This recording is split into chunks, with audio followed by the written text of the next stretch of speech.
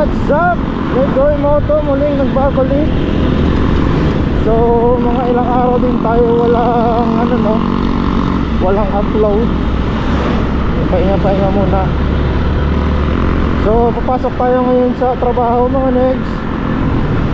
Ngayon pala last day na natin sa trabaho. Bakit? Kasi umalis tayo sa trabaho para mag-vlog. Charis.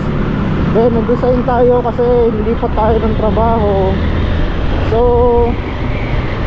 medyo malungkot nga mga next na umalis sa trabaho. Pero kailangan natin humanap ng mas malaking pagkakakitaan. So saka na tayo hinto sa trabaho kapag kumita na tayo sa pag-vlog. Yo! Ganito nga pala yung traffic dito mga next sa Puerto Princesa, no? Sa Palawan. Nakita nyo naman kung gano'ng kaluwag. So ngayon pala is Sabado, kaya medyo maluwag yung maluwang. Ano ba tama? Maluwang. Comment down below nyo na lang kung anong tama. So Sabado ngayon, kaya medyo maluwang yung kalsada natin. So naka-built-in mic pa lang rin tayo pala mga next, no? Nilagyan ko lang yung GoPro natin ng ng wind slayer. So i-try ko kung effective nga ba para hindi nyo marinig yung hangin. Hindi ko alam kung naririnig yung boses ko. So nag-iipon pa nga tayo ng pambili natin ng ating mic, no? Kasi mahal-mahal din yung mic eh.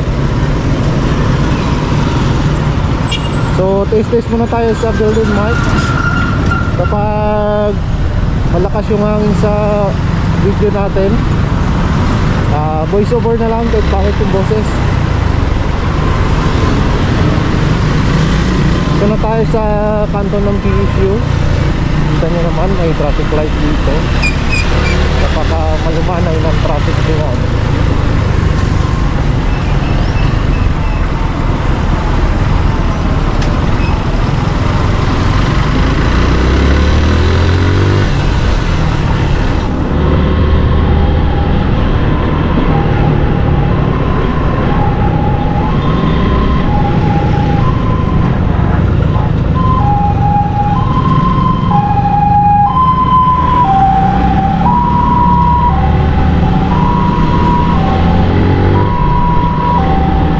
So naka-sim brake nga ata yung mga sim brake yung mga estudyante, kaya walang pasok. At kaya kahit may pasok mga next, wala talagang pasok ngayon kasi Sabado eh.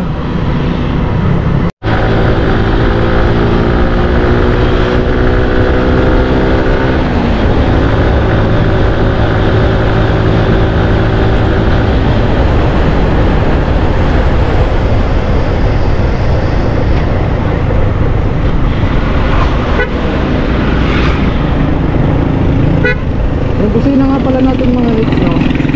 Ito na yung nabili natin sa sa Divisoria sa may Recto. Halaga 300 pesos. Tignan nyo naman.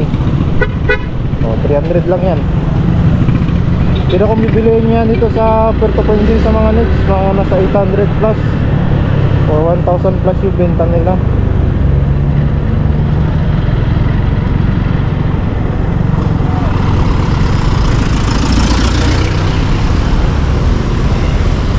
So malapit na tayo sa ating trabaho.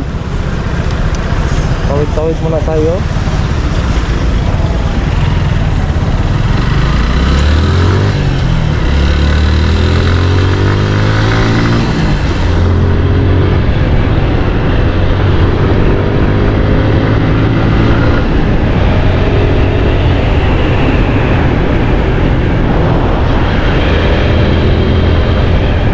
So ayun mga next, thank you for watching. Please like and subscribe na sa ating YouTube channel, and please follow sa ating Facebook page. That's Negoy Moto. Thank you.